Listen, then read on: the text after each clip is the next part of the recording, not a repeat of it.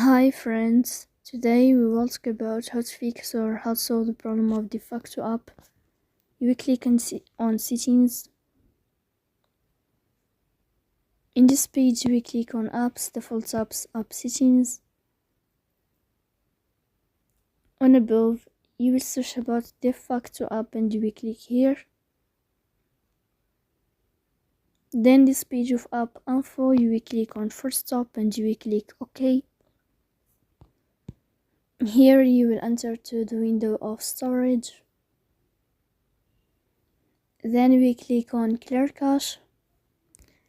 But pay attention, don't click clear data because that can delete your account.